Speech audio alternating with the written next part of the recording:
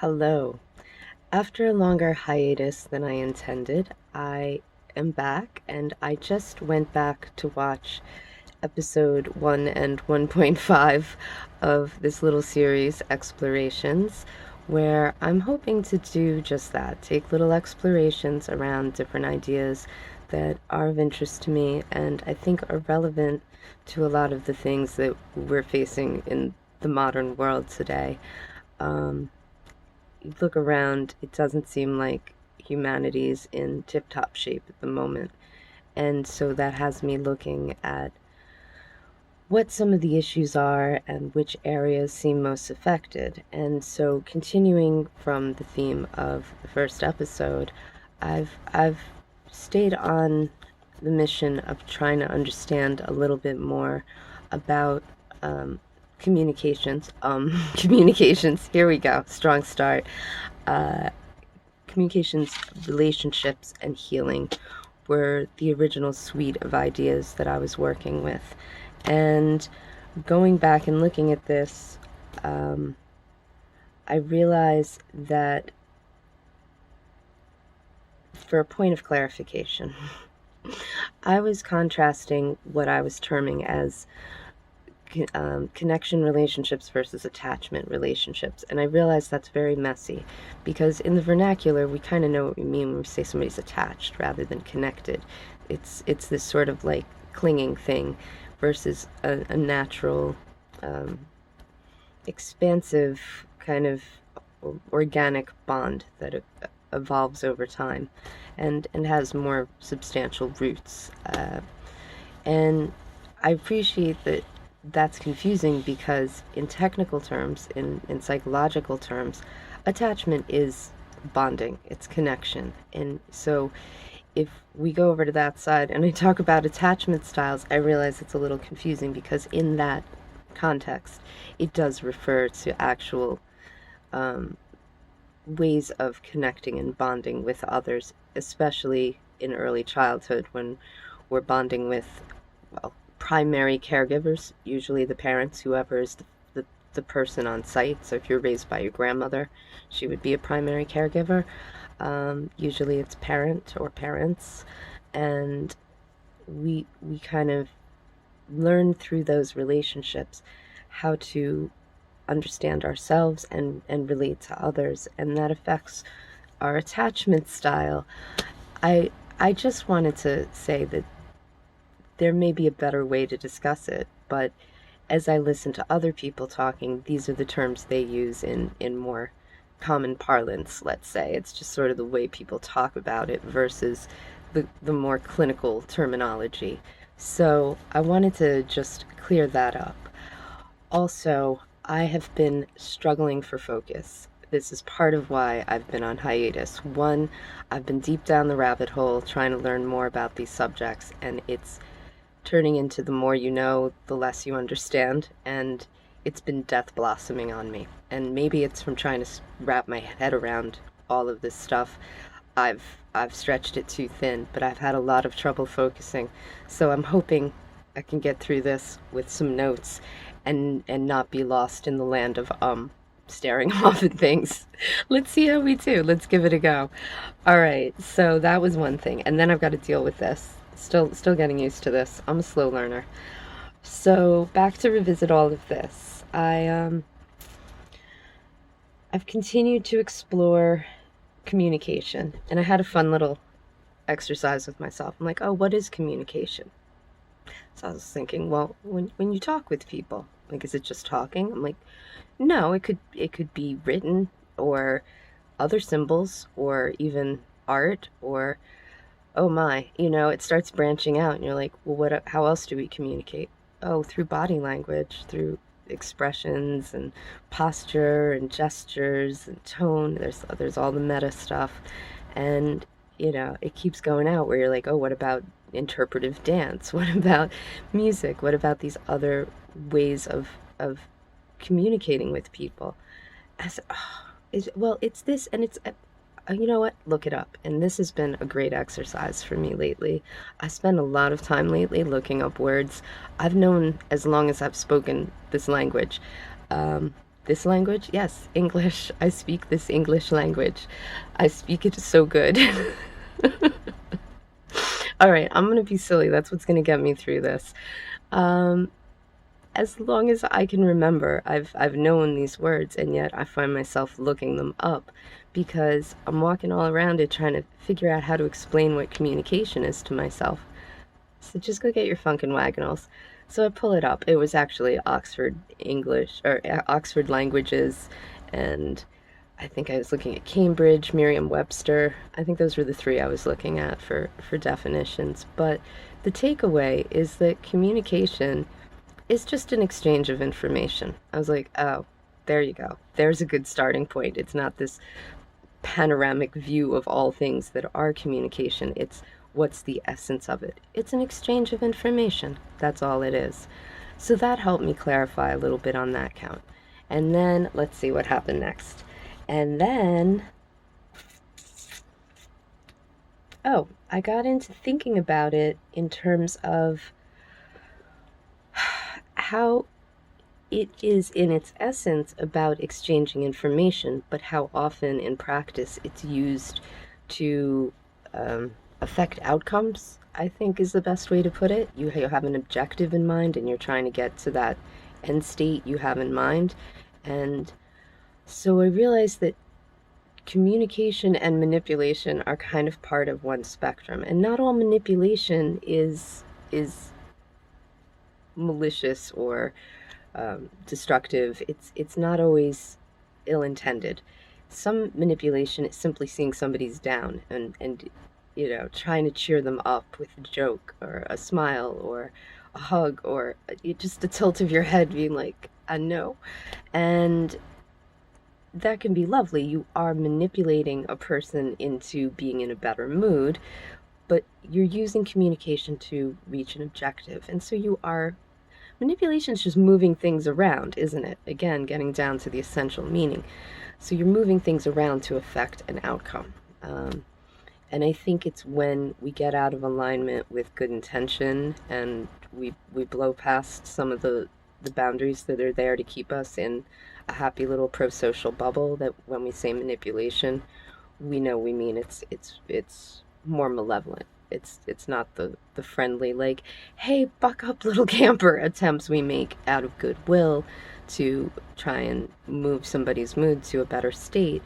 But yeah, it sort of seems to me that there's a continuum there that I never recognized or appreciated before, and as of yet, I haven't really heard anybody talk about it.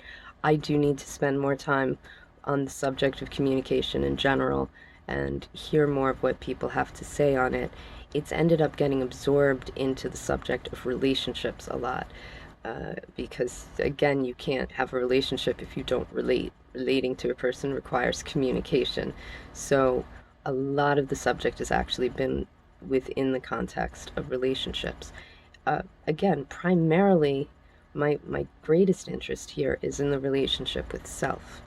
And this gets complicated. Let's see if I can weave this. The relationship we have with ourselves is largely shaped by our inner dialogue. And I heard Sam Vaknin use a term today. I'm going to be referencing Sam Vaknin a lot. Please bear with me. I've been listening to just hours of his content again recently. I don't even know how much I've taken in over. It's been about 5 years I've been following his work, and I'm just always back for more because he has unique insights and a fabulous vocabulary, superior to my own, that just helps me so much to get a grasp of things, because I remember trying to say, oh, well, it's, you have this little dialogue, or is it a monologue? He used the word polylogue. I was like, there you go. Sometimes it's the whole chorus of aspects within us all like to pipe up at once, or a few of them get together and gang up on you, or, whatever it is. And I did watch today, he was talking about the inner dialogue, and I think the term is introjects, where you take something from outside and you internalize it. It's introduced into the system, it's injected into the system as something that behaves as though it's part of the system, but it's more like a computer virus kind of thing. And this is a lot of what our inner dialogue is comprised of. Much of our inner dialogue is actually all these different messages we've gotten throughout life.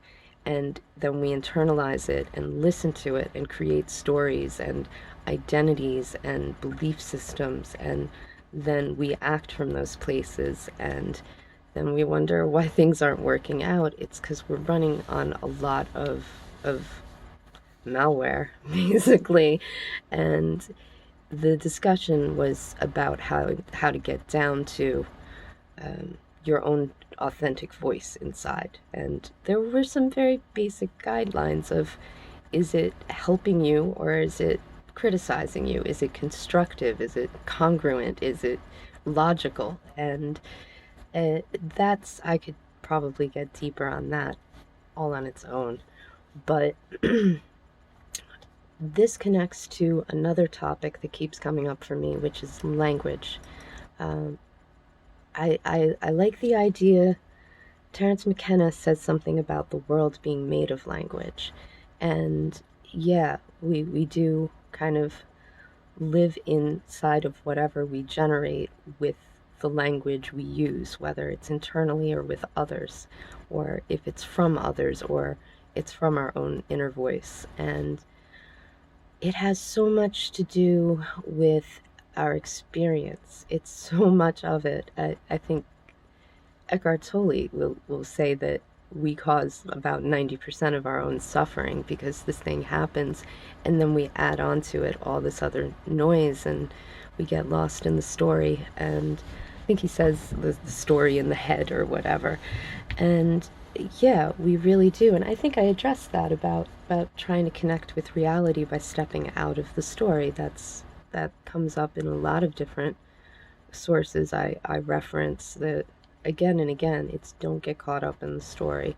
And one way to do that is to strip the story down and try to figure out, what is it I'm telling myself? Where did I get this idea? Who told me that? What's the bright idea behind that? Does it make sense? Does it help me? And go through and clean it out. And that's got my brain pinging to other things, but I'm going to stay the course. If we can get down to where our inner dialogue is helping us, we've cleaned out a lot of the story that got superimposed on that basic, almost intuitive aspect of our being that says don't touch the hot stove, right? Now we get this thing in our head where, well, I could get more views on TikTok if I film myself touching the hot stove. That's not you, that's not your friend, that's not good, that doesn't belong in there. And we end up doing stupid things. I hope that doesn't become a trend. It just, we saw what happened with Tide Pods or whatever that was. I mean, shit like that happens all the time because we get caught up in the story. And somehow, because we've got so much junk in there, it doesn't get filtered as the BS it is because there's so much madness just whirling around in there. And I think that's also how we end up feeling very lost and confused and unable to make decisions that in hindsight might seem obvious, but didn't present at the moment, did they? So communication is really baked into relationships for me in the way that the language we use creates the reality we experience, and that shapes our beliefs and how we act in the world. And so in that sense, we really do kind of live inside of language. And I think that starting out trying to clean that up in a way that we know which part is us and what's been layered in to suit the needs of the social order, let's say, is really a critical first step. Sort of realizing how much of this is actually a native thought right? Where did I get these words from? Even the words I use are from a language that was given to me. If I came up in another language, I might have different ideas, different perspectives. But I grew up with English, and so I have these ideas, and you have to look at what shaped English and understand those influences and start to tease out how much just isn't native. It's largely from outside sources, and then I guess what happens on some level is we develop a program that we run from that, and this is why diet's important. I'm trying not to jump all around to diet and other subjects, but it becomes very difficult when I'm talking about inner dialogue, which is language, which is part of the diet. And maybe I'll jump over here because I got almost dizzy walking around these ideas, and I wanted some way to visualize and graph how it's taking shape in my mind. And I thought that would be complex. It wasn't very complex. You see this little circle right here? That's most of the subjects of communication, relationships, and what I've now replaced with, I was saying healing, I want to say health, and I want to expand on that. So park that over there with the other threads. And at the middle, well, let's not go there yet. Communication, I think, is at the root. We start communicating with ourselves, we start communicating with others. That's the relationships we have. And our relationships directly impact the kind of health we enjoy mentally, emotionally, socially, and then, of course, by extension, physically, in any kind of transcendent way. Our health is going to be impacted. And it takes a certain amount of health, pardon me, to communicate effectively with ourselves. So it kind of goes around a circle, and there's a little bit of the chicken and the egg quandary there, because you need a certain amount of health to be able to communicate. You need a certain amount of communication to be able to have relationships. You need relationships to check in with reality and know yourself and be in good health. So it's part of a continuum, and if I had to, I think I would start with communication. If you said, well, look, you got to pick a point on the circle as where you begin to take action, I would absolutely say it's communication, because again, back to inner dialogue, if you can get the voice that guides you to guide you effectively and lovingly to good ends, your life is going to reflect that. If you got a whole chorus of maniacs running around saying crazy stuff, that's what your life is going to look like. And so you really got to start from there, because you can't have healthy relationships.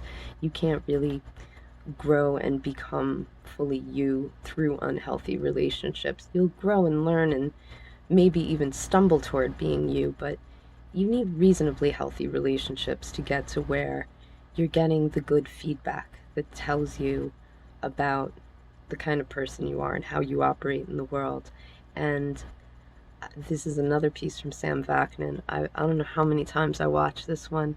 He did an interview with comedian Mike Kim, and I was just, I must have watched this one segment a dozen times, because it's the only place I've heard this kind of discussion about intimacy.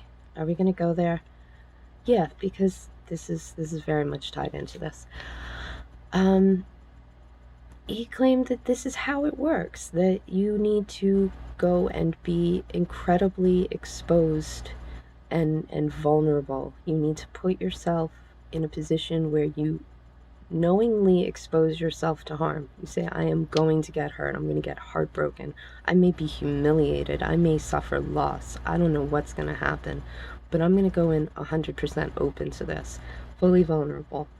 And through the experience of really showing myself and being receptive to the feedback I get, I will then learn. I hope I'm understanding this and paraphrasing correctly, but the idea is that through the gaze of another, as he says, you can kind of see yourself in a clearer light, And I would say you need to be with a healthy person in a healthy dynamic for that to give you good feedback. So that's my assertion here of why you need the good communication, and it does need to be excuse me, a relatively healthy relationship to that end.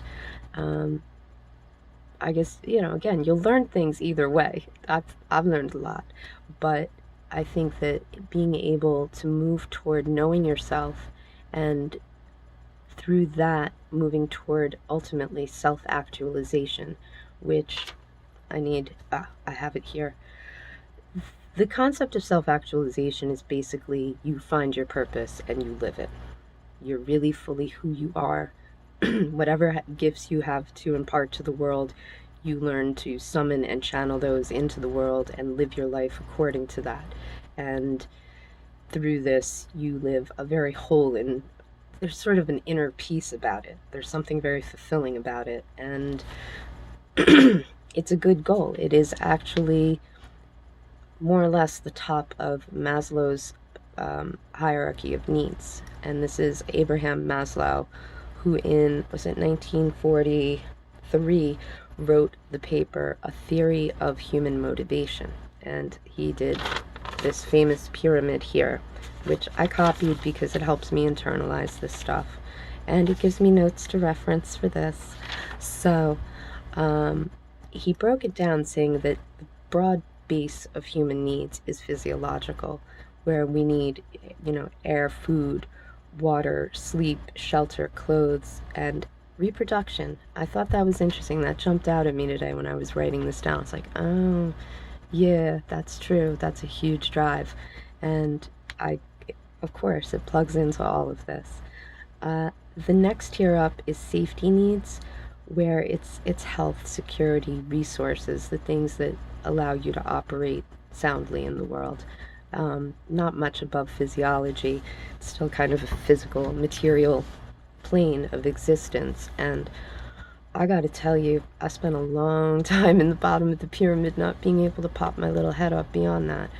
But when you get to the next level, it's love and belonging. And that's where you have connection, family, friends, intimacy. And this kind of lines up with what Professor Vaknin was saying about you need to be able to have intimacy to move toward self-actualization, which is the top of this pyramid.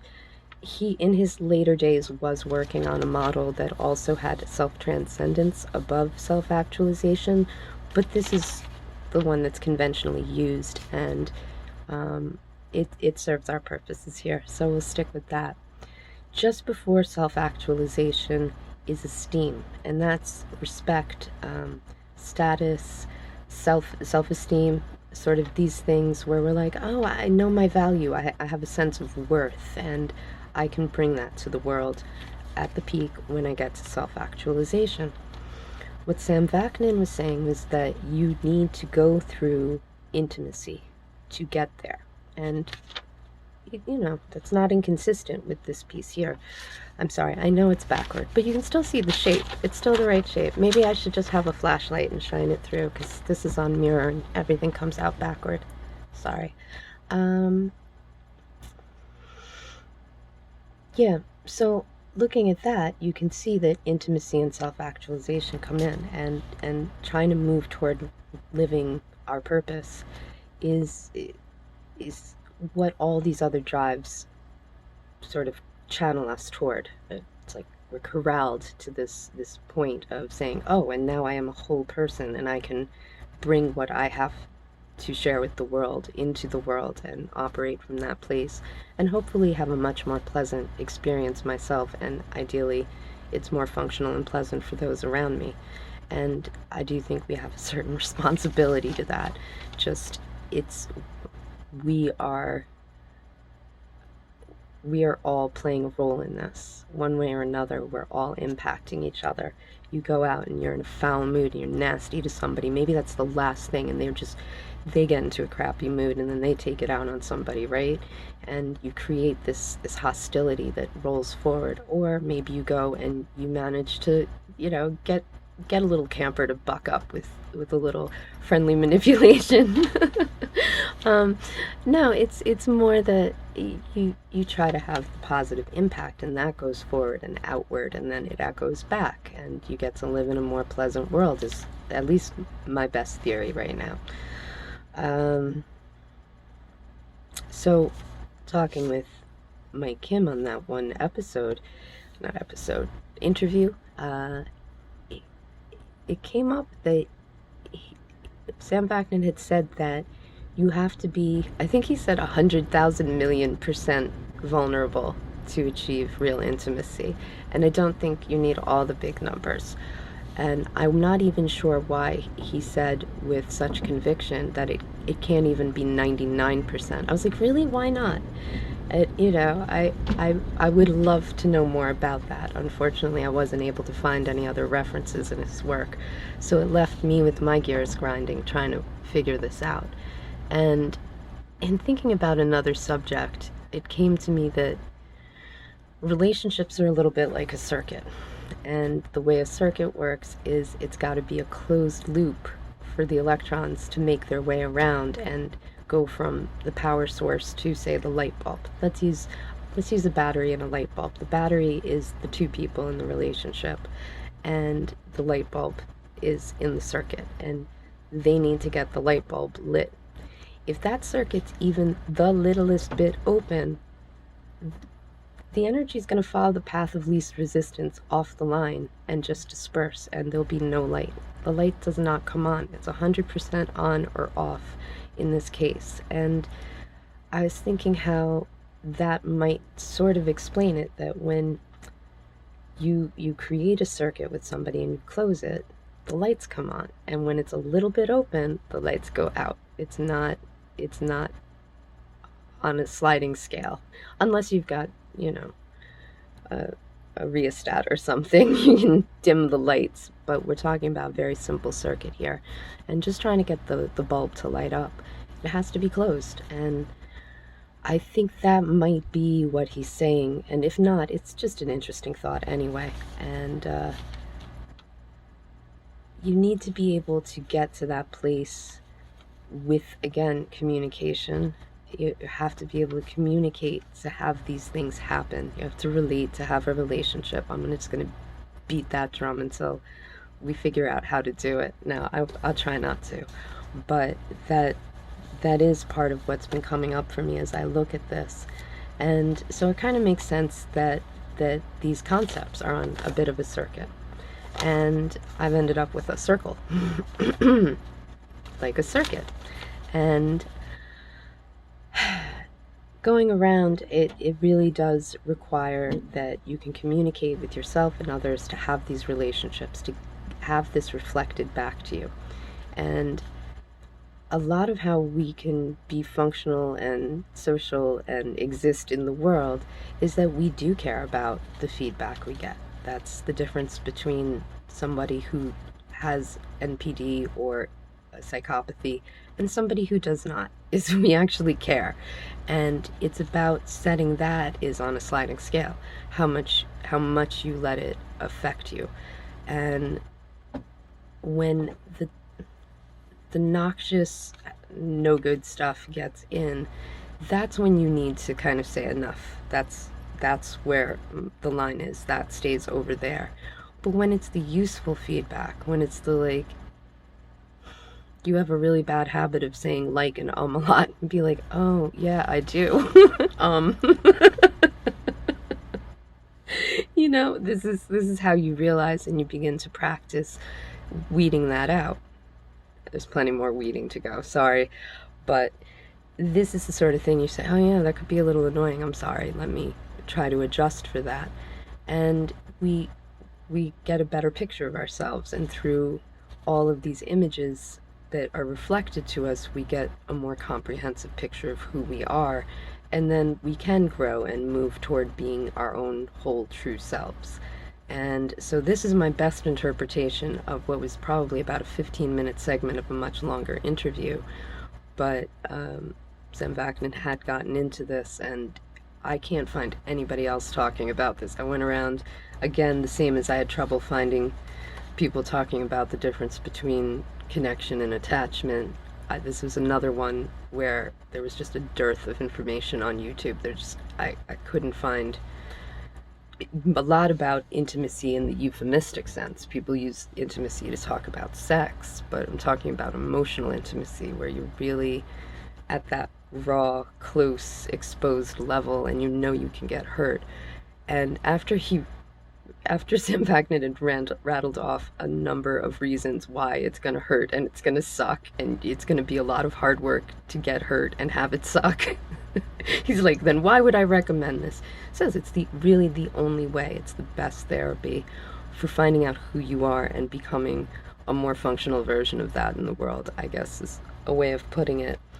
And I think that the idea of a circuit applies both to the idea of why intimacy needs to be this kind of closed feedback loop, also applies to how communication, relationships, and health relate. They're again on another, it's a closed circuit of sorts that they flow around this continuum. And as I looked at that, I realized that you talk about inner dialogue. Well, what's a good inner dialogue? It's one that accounts for your personal philosophy and understands your moral values. It understands your objectives. It understands your desires, your limits, your hell knows. It's about that, and you need a basic philosophy to build that better inner dialogue. And I wasn't quite sure how philosophy fit in with these, but I finally realized it's really right in the center. It's central. You've got to have a core philosophy, which is not a revelation because I don't know how many hours of Richard Grandin's work I've listened to over that same period of 5 years. And that's a point he makes repeatedly. I did come to the work with an interest in philosophy as a subject and having spent years tinkering with my own half-baked philosophies. And I really do believe there's great value in that. And then through his work, I realized I have to really focus on this and get better definitions and better working models. And so that's been a big part of what I've been doing on these courses, is trying to refine and enhance and redirect what my philosophy is about. And I realized that shapes all of these things. I can't communicate that I'm not working from that place. I can't relate to others that I'm not working from that place. I can't do any kind of work that brings me to a better state of health or helps me enhance or sustain that without a philosophy. And so after walking around this one for a while, I finally came in on philosophy is at the center of those things. So this is where I've been. You're like, you've been gone all this time and you got a crummy circle? Yeah, but that represents a lot of work, a lot of listening, a lot of thinking. And I hope to be able to develop that further because it's sort of a first insight here where I don't know. I've decided to come to this like I'm new here. I know nothing. Pretend I got a serious case of amnesia and I gotta learn all this stuff from the bottom up. And yeah, this is what it looks like so far.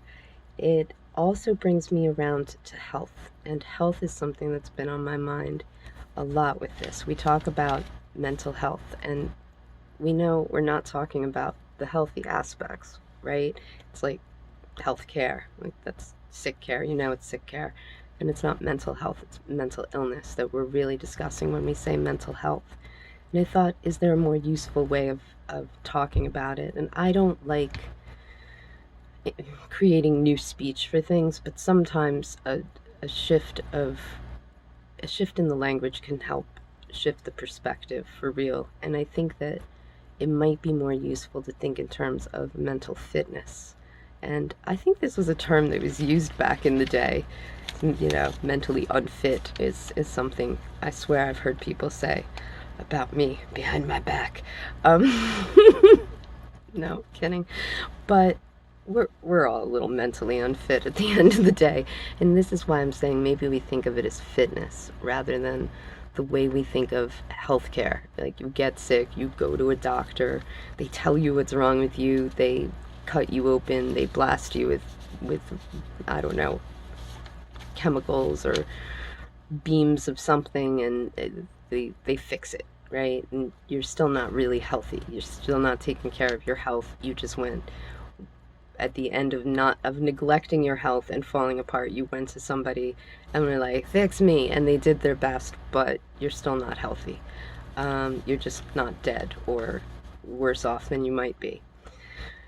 I think saying mental fitness is a good term in the way that we have a good idea of what we mean when we say fitness. We know we're talking about being physically fit, we're talking about getting to the gym, being on a certain kind of diet, engaging in certain activities, and you know, taking care of yourself in general, just keeping everything clean and running right is sort of a physical fitness aspect.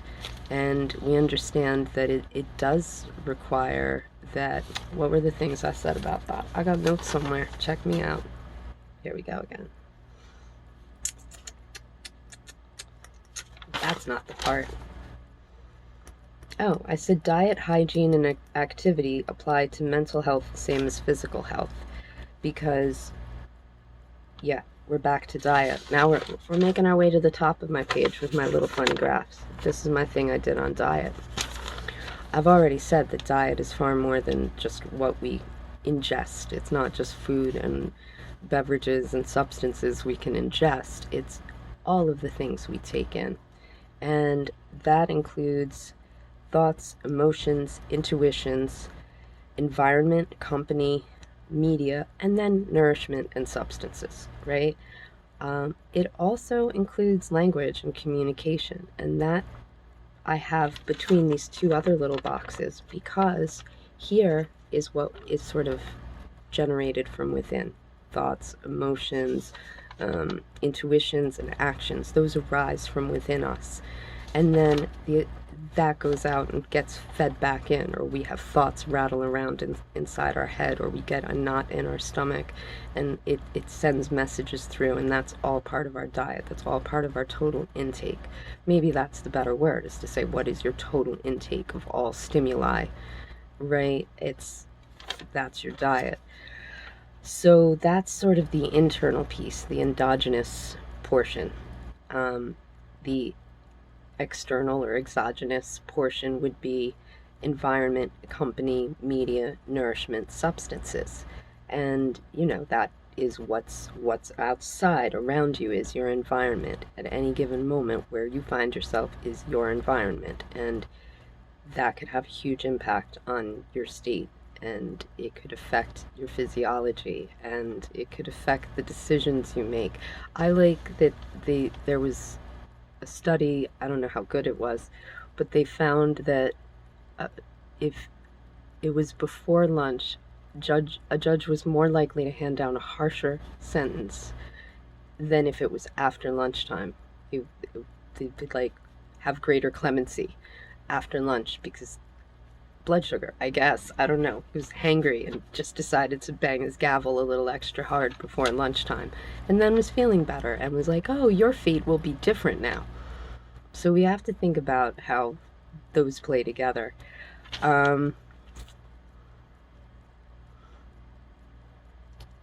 Environment is where we are at any given point. How did I get from environment to that? Because our environment affects our physiology, affects our choices. There we go. Now we're back. So environment could be lighting, temperature, where you're sitting, if you're getting rained on, if it's lovely and you don't want to leave. These are all gonna shape how you experience things. Company is sort of part of your environment, but the company you keep. I feel like I could go off on that subject because I realize looking back at periods in my life where I behaved out of character. I obviously I was responsible for that, but one of the factors I noticed was that the company I kept did have a great deal to do with how I thought about things, right? I was like, well, what were you thinking at the time? I was like, well, that's not this. I'm like, why did you think that? I'm like, because all the people around me thought that, and that's good. That means I'm at least well enough to be socialized and function among others in a cooperative and adaptive way.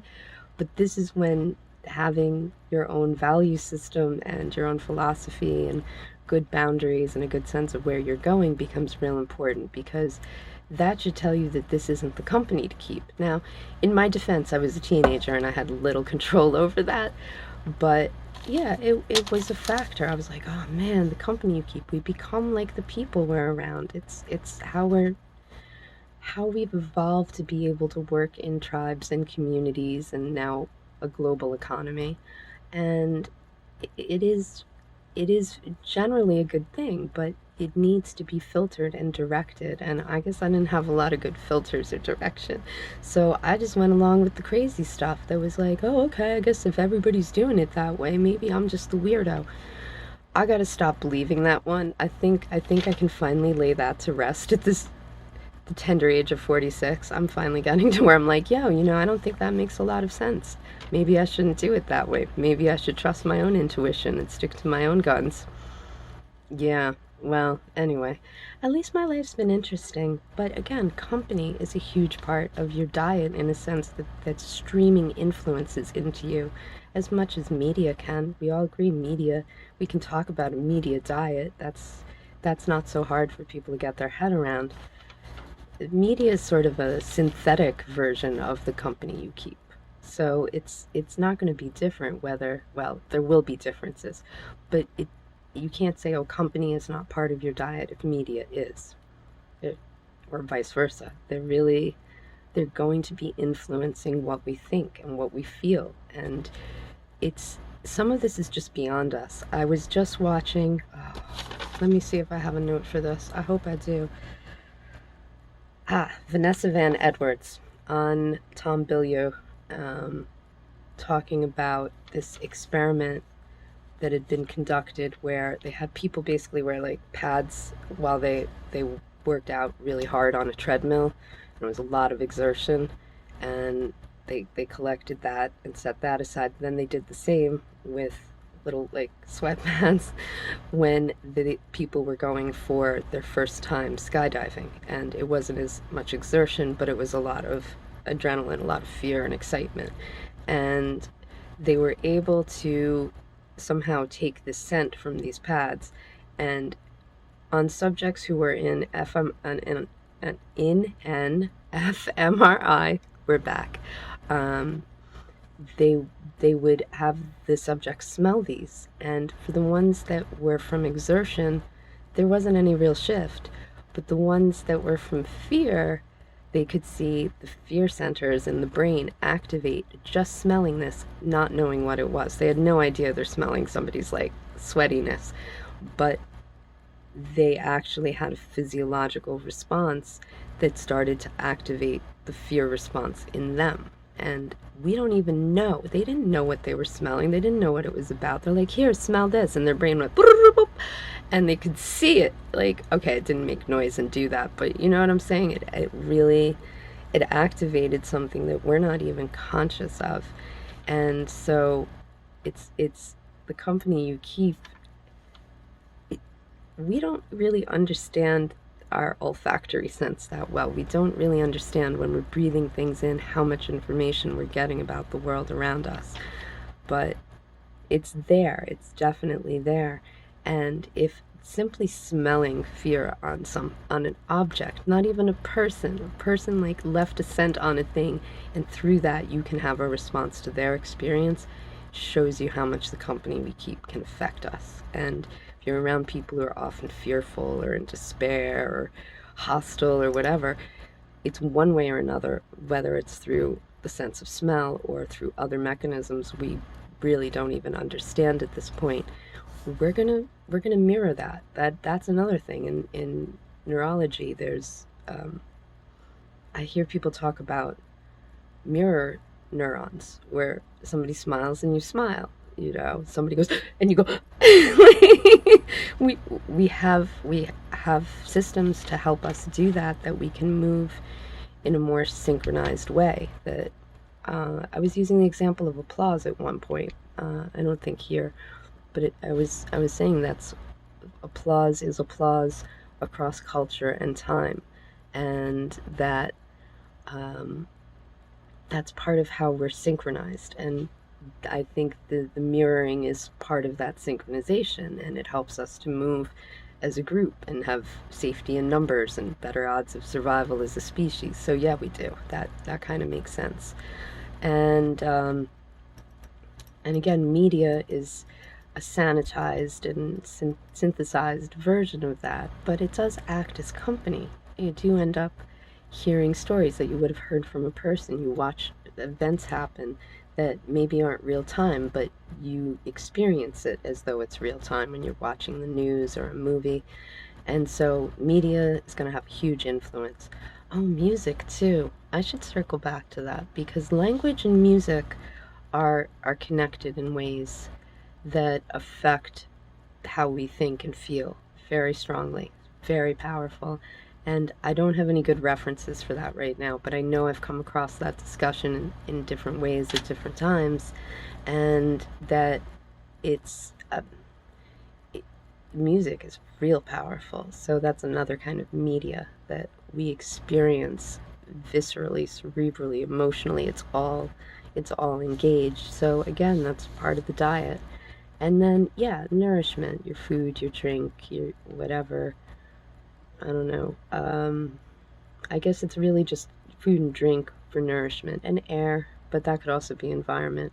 To keep it simple, food and drink, and then other substances, candy and tobacco and, uh, caffeine and alcohol and medications and things like that.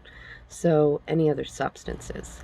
And then I put between them language and communication because language is part of thoughts and actions can be in the form of language, right? The thoughts we have lead to the actions that could come out as, I can't believe I just said that, right?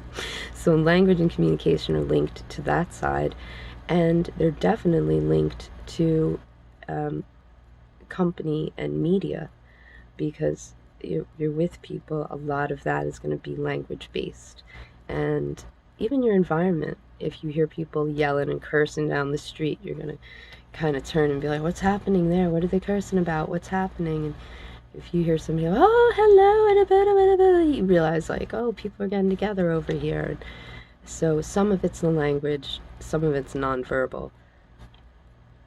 Yeah. So I put language and communication because we got to account for the nonverbal as well. So these are my little charts of me trying, my little sheet of trying to understand these things. And that brings me back around to talking about mental fitness rather than hashtag mental health as we use it now. I would love to see mental health. That would be lovely. But let's talk about the lifestyle changes we need to get through to attain said health, right? Because you understand you're not going to build muscle if you're not picking up weight. But when we talk about working through our emotions, it's like nobody wants to pick up the weights in that gym. Like every day, no. Apparently, I was so saddened. There was a social experiment done where a person was guided into a room to wait for somebody to come. I think it was for an interview, like a job interview. Said, oh, there'll be, or a consultation of some sort. Said, so and so will be with you shortly if you could just sit here. And the room was fairly boring. There wasn't much to do to distract a person. And for whatever reason, they couldn't have their phone with them. So they were left in this room to kind of just sit with themselves or stare at the walls or figure out what that thing is on the table that gives you an electric shock. And figuring it out wasn't enough. Most people kept doing it so that they wouldn't have to just sit in the silence with their own thoughts. They would rather inflict low-grade pain repeatedly than actually sit with their thoughts and feelings in a room by themselves. And I was like, Okay, we gotta fix this. This doesn't bode well. This is not a good prognosis for our species when this is where we are. And I don't know how new that is, but I think that the way it expresses in modern life is part of the larger tapestry of problems we see before us now. And yeah, so we got to talk about how we can be fit enough mentally to sit in a room with our own thoughts and feelings without feeling the need to inflict low grade pain on ourselves. I shouldn't laugh, but humans, we're ridiculous. Yeah. So this brings me around to fitness being like, you gotta learn how to pick up the weights and be able to do that, to be fit for that purpose. That's what fitness is. Can you fulfill that role or purpose? It's a very basic definition of fitness. And when we say physical fitness, we mean, are you keeping your body in such a way that if you were called upon to do certain things, you would physically be able to do them? But we don't talk about, are you keeping your psyche and your emotional composition such that if you're called to do something, you're you're fit enough to fulfill that role or purpose, right? We don't talk about how you get fit. We understand you want to get physically fit, you can get on a bike, you can go running, you can go to the gym, you can sign up for any number of classes to do all kinds of things that'll keep you moving, flexing, growing muscle, flushing toxins, all the good stuff. And so we really do understand how this works at a material level, at a body level. And even though I have a hard time separating body and mind, kind of need to for these purposes. Um, yeah. And talking about mental fitness also being about diet, hygiene, and activity. And I say hygiene, you don't think of it, but that's one of the benefits of working out is you flush all kinds of stuff out of your system by moving like that. And purging that is part of what makes you healthy and strong too. And there's sort of an inner hygiene to that. There's also, go hit the showers. Be ready to be in society that you don't stink. And like, I think a person's vibe can stink if we don't kind of clean out our energy, our emotional and mental, I don't know, build up, I guess. It gets stinky. People don't want to be around that kind of stink. And so, yeah, there's a certain amount of hit the showers and freshen up and rejoin polite society. And so that might seem like an odd one, but yeah, we understand the impact of diet, what you're taking in. Are you getting enough protein? Do you need all that sugar? Is that keeping you from being able to reach your fitness goals? Uh, we really understand like what you're eating has a lot to do with what kind of body you're going to be able to build through that activity, and how much your body has to be able to flush and purge things too. Um, so diet, we get that with relation to fitness. It's almost baked into our concept of what fitness is. It's like, well, you get on a diet plan and you take supplements and you go work out, and right? We understand this, but we don't supplement our diet with things that help us grow our mental and emotional states to more desirable levels. And we don't want to pick up the weights in the gym of the emotions and have to feel things. We don't want to have to challenge our own thinking and strengthen our minds. And so it's a pretty good parallel to say it works very similarly. It's about you putting in the activity and doing the thing to get the results. And if we start thinking of mental health instead of as something's wrong, somebody gave it a name, they talked to me about it, I talked to them about it, and there may be some medication that we're now pretty sure is more more harm than good.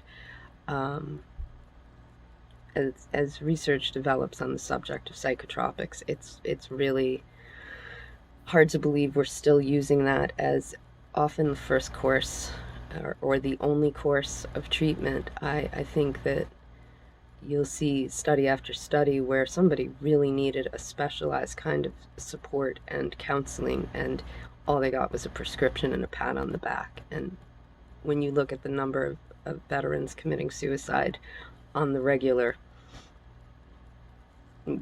that's a real thing. We're losing people to that. We're really losing people to that. When you look at just the level of despair and hostility.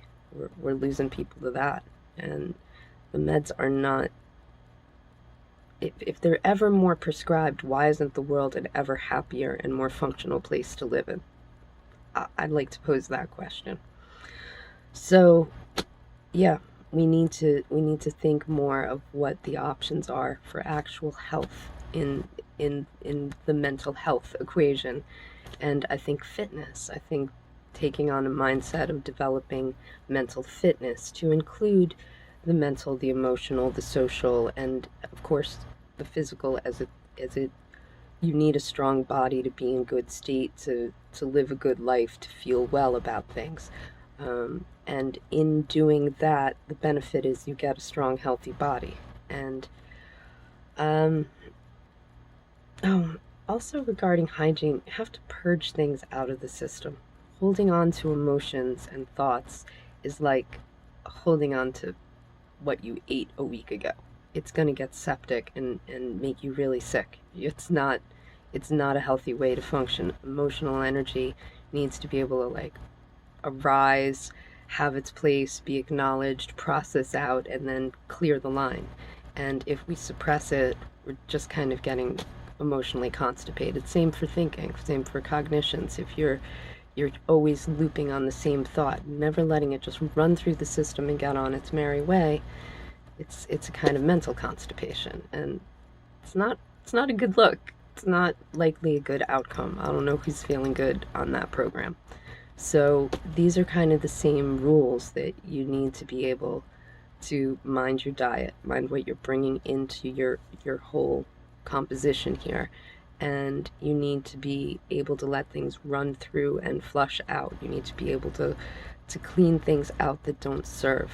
And you need to be active in developing emotional awareness and emotional intelligence, right? And being able to learn from that. And so this is going to bring me all the way back around to communication, because being able to process emotions means we have to be able to work within ourselves. We need to be able to communicate with ourselves. We need that inner dialogue to be with a good coach. We have to have sort of a good coach being like, come on, you got this. You know how we did this. We went over the play. You know how it's done. Just get out there and give them hell. It's no problem. You can do this. Instead of saying like, you can't do this. You suck. You always fuck this up. Like you're not going to get where you need to be with that voice in there. You need to be in contact with what's left when you get done cleaning out all the other noise. And it's a fair amount of work. I realize this is a daunting pitch here. Like, yeah, just do these things.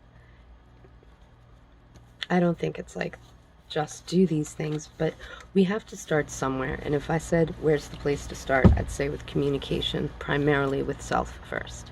And that gets me back around to I was talking about being honest with ourselves, and it keeps coming back. I have to be honest with myself because that keeps me connected with reality. I say, oh, is that so? And I go, I don't know. And then I do a reality check, and it is or it isn't. And I adjust course or stay course accordingly. And through that, I get the results I intend and expect often enough, because you're never going to, it's not just you think it should be and so it is, but it happens at a reasonable ratio that you go, okay, I seem to be working with reality and reality's working with me, and it's okay. And that's kind of what sanity is I can work in reality and reality works for me, and we all okie dokie for the most part.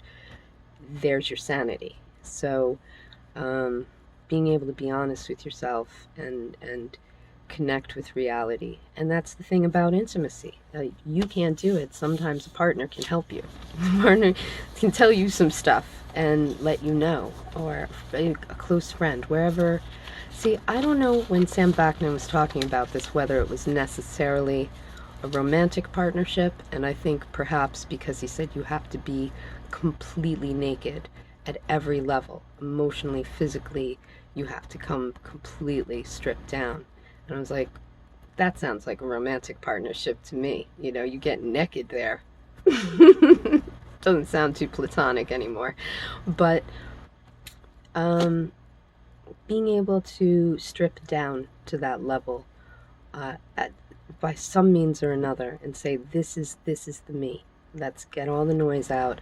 Let's make sure that this part of me is working in my best interest, and really listen to it and get real with it and connect to reality so that I might be sane and things might work and people around me can benefit from that, and then I benefit from the people around me being in a better way, right? Because we do create this.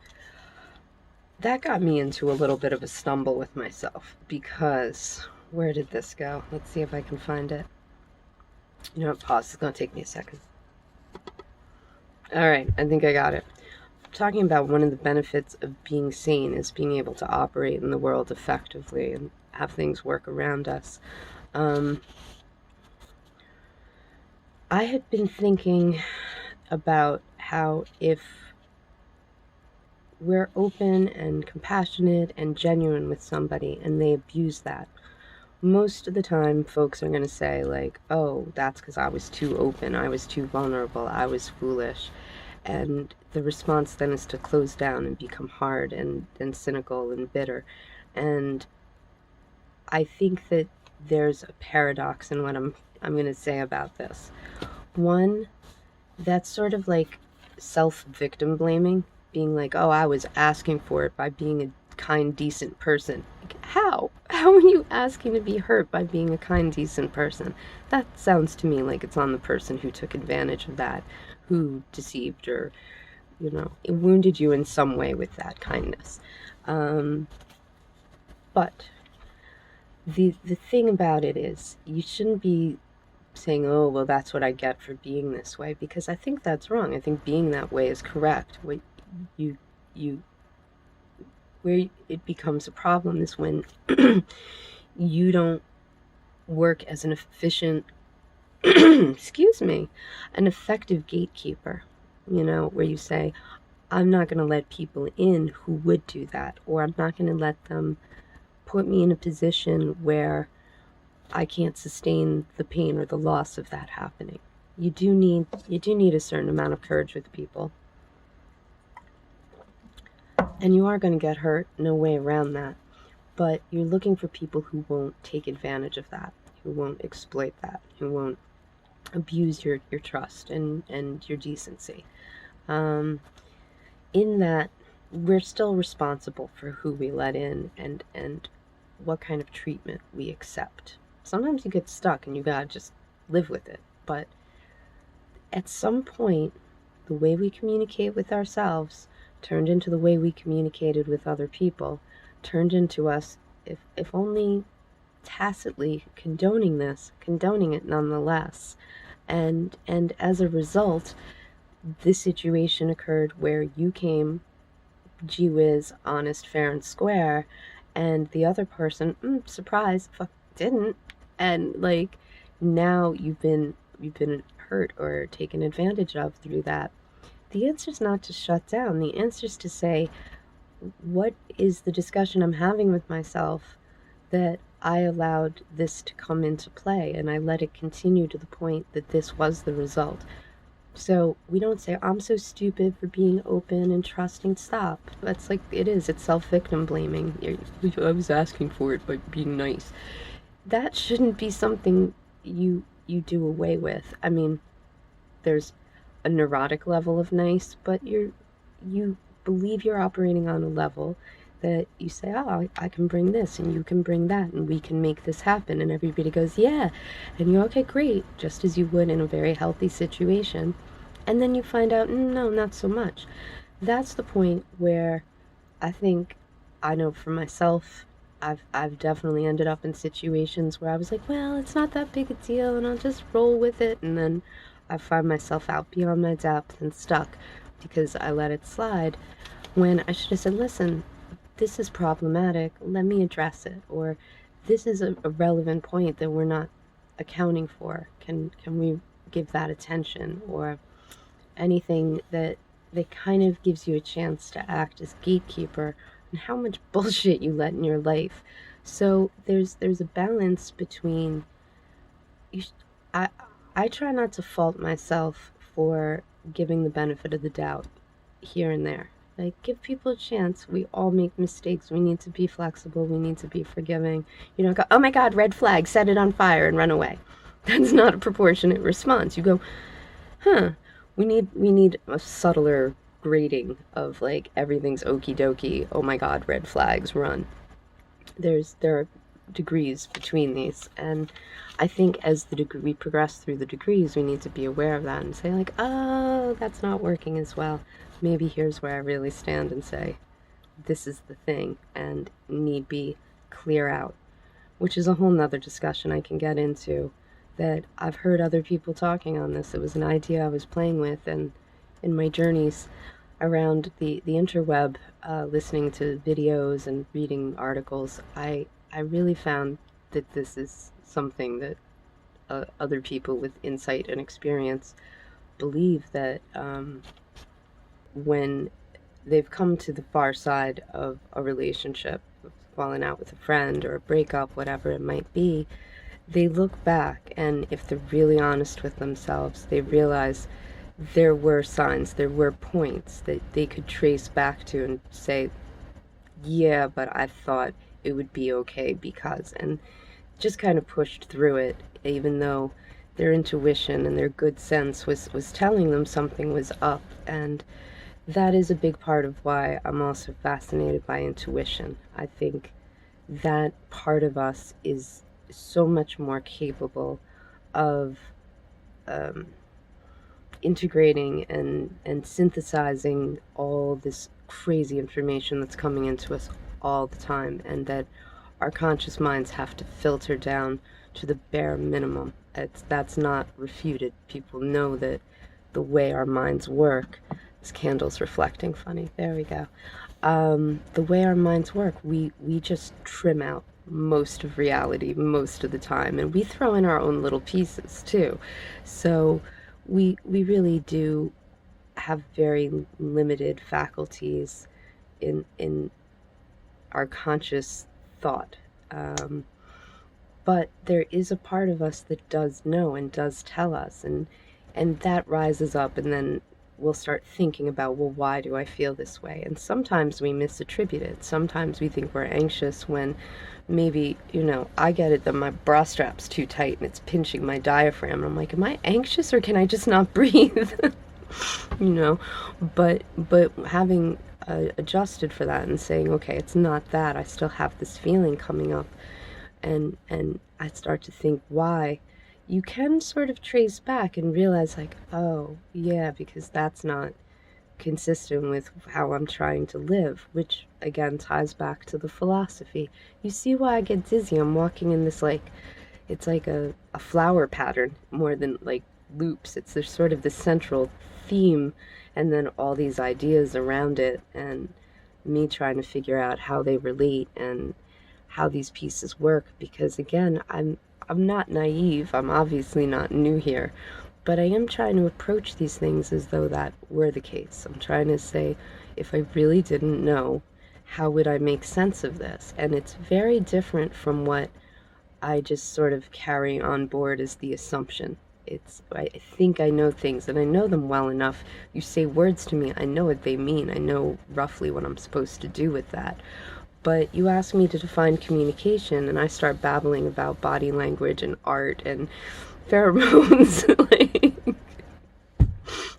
so trying to get down to the basics with this, and intuition and philosophy, I found, are two of the better guiding forces to listen to the part of us that does seem to know something's up, even though the part of us that we identify as, well, I don't see anything wrong. I don't know why that's happening. That's not a thing. But your guts know. It definitely. And it's interesting too, because we say, pardon me, that you have a gut feeling, and I believe it's serotonin that's produced in the intestines. It's in the GI tract somewhere, that a lot of the serotonin is actually produced in the guts. And so again, back to body-mind continuum, it's hard to know, is that a big difference? Happily, again, hours of Sam Vaknin's material, he categorized things as cognitions, emotions, and intuition. And I thought that's really useful to break it down to which plane are we operating on, because yeah, they are separate, but they have to work together in a certain way. And so at a cognitive level, you really do need a philosophy that tells you to trust your intuition. And you also need a degree of functional access to and understanding of your emotions. We tend to call that emotional intelligence, but I think to break that down, what is emotional intelligence? It's the ability to access and interact with your emotional states such that you can get useful information and make good choices in life. And some of those emotions may arise from intuition, and some of those cognitions are going to arise from intuition, because there's sort of a nonverbal abstract knowing that happens at a level. And if we're in good communication with ourselves and we're well oriented around these guiding principles, then you're going to get better outcomes, better results. You're going to have greater peace.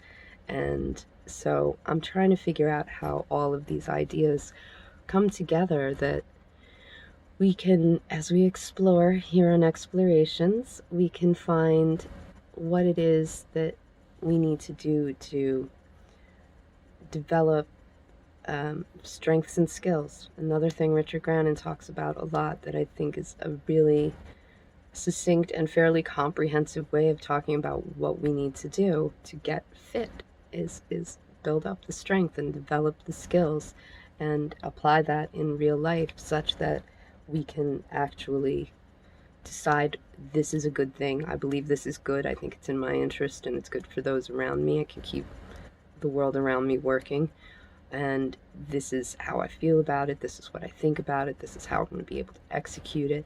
Just to be able to operate as a functional person, never mind a whole person living their purpose, just baseline functional. You need to be able to do this. And as I struggle myself to find my way through and develop this, I'm amazed at how much I take for granted. And I look around and I think I'm not the only one who must be doing that, that we end up with these ideas that we have. I talked about it before in terms of we got to get past these Disney princess ideas of love. That's absolutely not serving us. And I literally listen to people in their 20s and 30s be like, I don't know, I grew up on Disney movies. I thought it was like this. I'm like, where was the guidance? Where was the guidance that's make-believe? We have to learn how to distinguish make-believe from real life, the difference between insanity and sanity.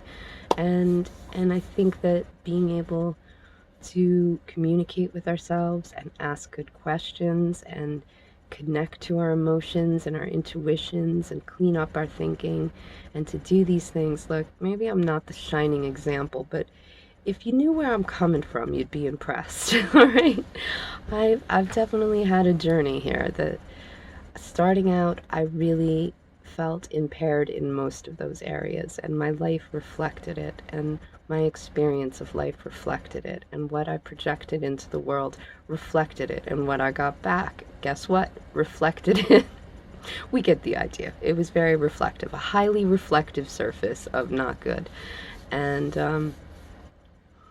I wonder how much of mental health issues are simply us not having the skills and the knowledge and being willing to put in the work to be fit in this way, that mentally, emotionally, and socially we're fit.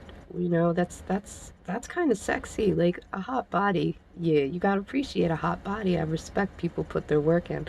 I could stand to put some work in, but I've really been I've been hitting it hard in this gymnasium here. I've been working on trying to beef up the whole entity, that I can actually apply some discipline and follow a more rigorous fitness plan to meet certain goals that I'm not attaining yet, and being able to say why that matters to me and to talk myself through to say, how would I do this? How do I get myself to a place where I'm feeling good about doing it, and I'm doing it, and I'm feeling good that I have done it, and I feel good about me as a result, and I bring good energy into my life, and that comes back to me.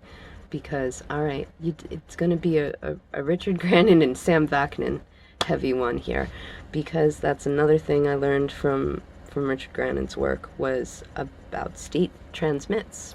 Yes, he says state transmits. And I was like, hmm? And I think he got that from NLP, about which I know virtually nothing. Neurolinguistic programming is a concept that I am very unfamiliar with. I I know that it has a mixed reputation, but what I can say is that this concept, if I'm attributing it correctly to the source, is invaluable in terms of saying that we do impact each other. If you come in and you're slamming the door and throwing things down, you're going to get a certain response from people. They're going to get into a certain state. Again, maybe that's the mirror neurons or whatever pheromones, or we don't really fully know, but the end result is it's going to change what's happening in the space when you walk in there like that. The same as if you walk in and you're like, hey, great news, everything, oh, you're going to create this anticipation and this curiosity and this sort of uplifted energy that turns to say, oh, what's that? And those are more broad examples, but you can think about sitting with somebody, say you're out to dinner and somebody's just in a sullen mood and they're just sitting there and you're like, oh, how's the food? It's all right. By the end of that meal, you're gonna feel like shit. You're gonna be like, I feel grumpy and don't care about the food now, right? You lose your appetite because it's coming through. We're experiencing that across the line, and realizing how much the way I manage my own energy around others really made me think, like, what if I could be more of a metronome? What if I could kind of set the pace here and say, okay, we're going to bring it down a little. We're just going to get into an easy groove and we're going to do like this. And I noticed it was very effective on the level of bringing me into a state I wanted to be in, and then helping to draw others into that so that it became self-perpetuating. It would just create the circuit. Again, I keep thinking in circuits, and I don't know how else to put it, but you need that closed circuit with the right juice flowing on it to get the right light to come on. And so this is my thinking these days. This is where I've been. I've been way down the hole, and I have a lot more to explore and to share, but well over an hour into what I'd meant to keep to about 30-40 minutes. I think I'm going to try to wrap up on this piece because, as I said, I have more to get into, but I'd kind of like to come fresh and talk about some of these other subjects from a clean slate, start a new topic, and then be able to get more in depth on particular pieces of it, if it's possible, because as I do this, I get dizzy going around and around saying, well, these are the pieces, but maybe with enough time, I'll figure out the rope, the snake, and the tree trunk are an elephant, and I'll be able to say something more useful about this. But again, this is explorations. This is exploring ideas and trying to make sense of things and sharing what I've found. I'm not coming with any expertise. I have no credentials. I have 0 years of experience in any of these fields. But what I do have is access to people who have those things through articles and videos. I'm able to really tune in and at least try to understand what they're saying, and I hope I'm grasping it and conveying it correctly, because some of this is fairly complex and some of it's not entirely clear, and a lot of this is my best interpretation. So don't take me on my word. Go check out some of the resources and see for yourself. But these are the concepts that I'm working from, that I'm trying to understand what I say is, body mind is one thing. You need to be physically and mentally fit, and that um, it's there's a definite relationship between communications, relationships, and health. There is a lot to be said for bringing in an idea of mental fitness to upgrade our ideas about what we now speak of as mental health, and that understanding things like diet at greater depth may help us to achieve greater levels of fitness. And so I hope at least most of this was semi-coherent, because it's a lot of material, and what I'm trying to present here is so far I've been able to stitch these little pieces together into this quilt, but I still don't have a quilt. So with this patchwork offering, I think I'm going to say thank you as always for coming along for the ride. It's a lot of fun to have people kind of checking in and just sharing in the adventure. That's the bright idea, to invite people to share in this. I would really love to hear any comments or questions. Certainly, if you enjoy it, give it a little bit of love, throw a like on it. It's not really about that. I'm just so delighted to have a space to do this, and I hope that enough people find it interesting and are enjoying it enough to join in the journey and hopefully become contributing members in the comments. All right, well, until the next round, I thank you and I wish you all the best.